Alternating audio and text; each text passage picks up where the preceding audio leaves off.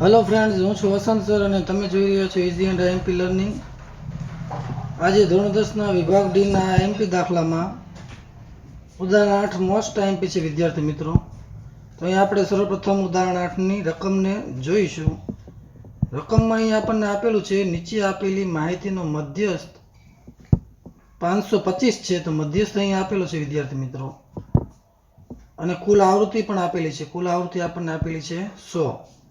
તો x અને y ના મૂલ્યો આપણે શોધવાના છે।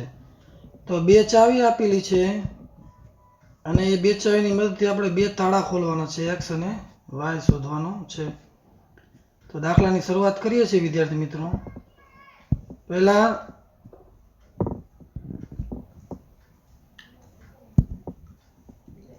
તો સર્વપ્રથમ સંચય આવૃત્તિ। તો અહીં પહેલા વર્ગમાં 2 ના 2, પછી ત્યારબાદ 2 ને 5 7 થશે, પછી ત્યારબાદ 7 વત્તા x, 7 માં 12 નાખશો એટલે 19 વત્તા x, પછી 19 માં 17 નાખશો એટલે 36 પ્લસ x, 36 માં આપણે 20 ઉમેરીશું એટલે 56 પ્લસ x, અને 56 માં y ઉમેરીશું એટલે 56 પ્લસ x પ્લસ y, પછી ત્યારબાદ 56 માં 9 ઉમેરીશું એટલે 65 પ્લસ x પ્લસ y, 65 માં 7 ઉમેરીશું એટલે 72 પ્લસ x પ્લસ y, અને છેલ્લે 72 માં 4 ઉમેરીશું એટલે 76 plus x plus y। 76 plus x plus y બરાબર 100। આ બાજુ 76 પ્લસ છે, આ બાજુ જશે તો માઇનસ, તો x પ્લસ y બરાબર કેટલા થઈ જશે? 24। તો વિદ્યાર્થી મિત્રો, પહેલું સમીકરણ આપણે તારવવાનું છે x પ્લસ y બરાબર 24, અને હવે આપણે મધ્યસ્થ એમનું સૂત્ર મૂકીશું એટલે દાખલો થઈ જશે આપણો પૂર્ણ। તો મધ્યસ્થનું સૂત્ર મૂકી છે વિદ્યાર્થી મિત્રો, જો નજર કરો અહીંયા, મધ્યસ્થ m બરાબર l plus n/2 minus cf ગુણ્યા h છેદમાં સ્મોલ f।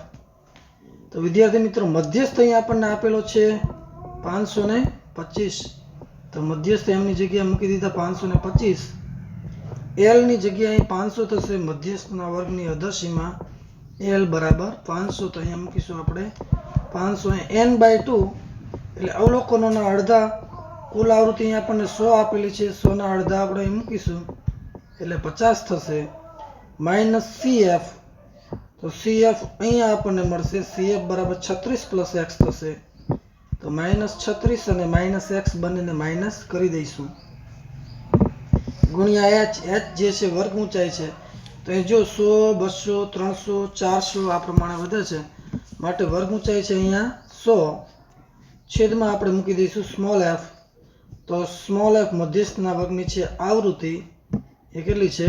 20। ફરીથી એક નજર કરજો, l બરાબર 50 છે, મધ્યસ્થના વર્ગની અધરસીમા, મધ્યસ્થના વર્ગની આવૃત્તિ f બરાબર 20 છે, cf મધ્યસ્થથી ઉપરના વર્ગની સંચય આવૃત્તિ 36 પ્લસ x છે, એ બંનેને માઇનસ કર્યા એટલે માઇનસ 36 માઇનસ x થયા। હવે વિદ્યાર્થી મિત્રો, હવે આપણે છેદ ઉડાડીશું, તો 20 પંચા કરીશું 100, તો 20 ગુણ્યા 5 100, 20 20 ઉડી જશે। ચાલો એટલું થઈ ગયું। ચાલો 525 માંથી 500 કરીશું બાદ, બરાબર 50 માંથી 36 જશે એટલે વધશે 14 માઇનસ x ગુણ્યા 5, અહીંયા જે બચ્યા છે તે 5। ચાલો પછી ત્યારબાદ 525 માંથી 500 જશે એટલે 25 વધશે, 25 બરાબર 14 માઇનસ x ગુણ્યા 5 છે, ગુણ્યા 5 ને અહીં છેદમાં લઈ લે વિદ્યાર્થી મિત્રો, તો 25 25 થઈ જશે, 25 25 5 5 ઉડી જશે, માટે x બરાબર 14 માઇનસ 5, તો x બરાબર મળી જશે આપણને 9। તો આ પ્રથમ જવાબ છે વિદ્યાર્થી મિત્રો, x બરાબર આપણને મળી ગયા છે 9।